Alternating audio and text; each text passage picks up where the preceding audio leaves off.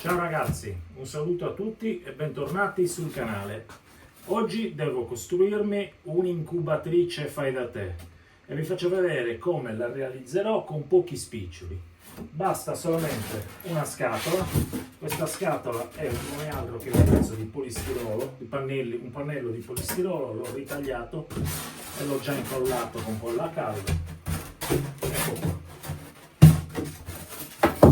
Con il suo tappo e poi ho fatto un separatore da mettere all'interno. Poi ci andrà una ciotolina per metterci l'acqua, una ventola che andrò ad applicare qui,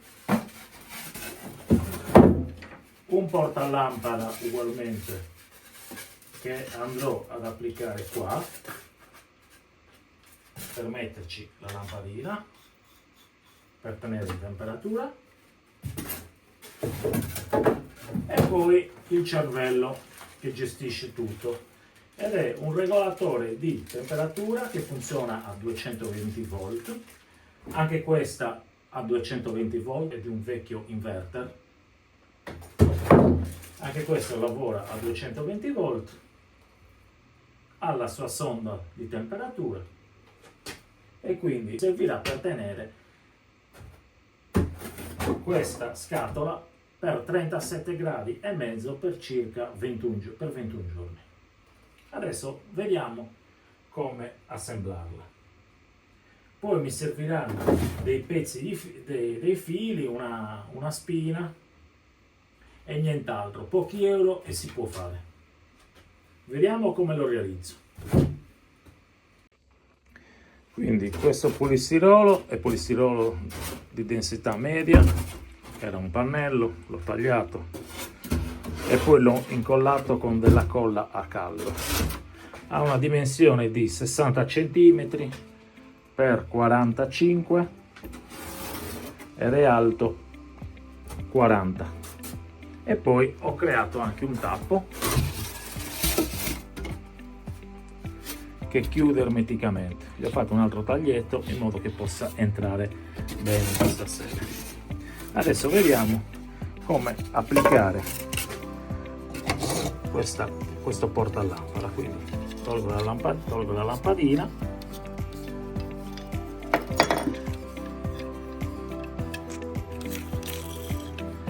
metterò la lampada qua, circa qua,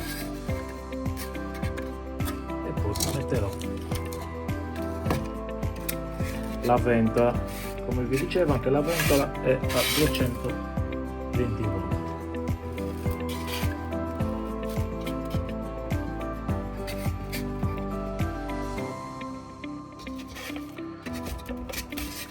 Quindi dovrò fare un foro sia qui che qui per poi fissarli.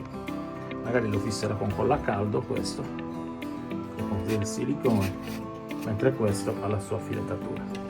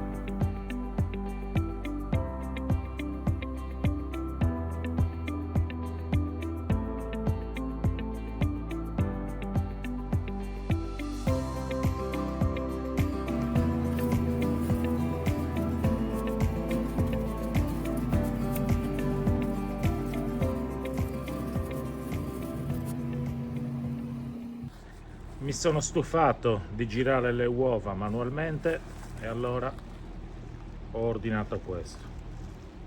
15 euro e ci pensa lui a ruotarle costantemente con un piccolo motore a 220 volt. Ma provo a montarlo.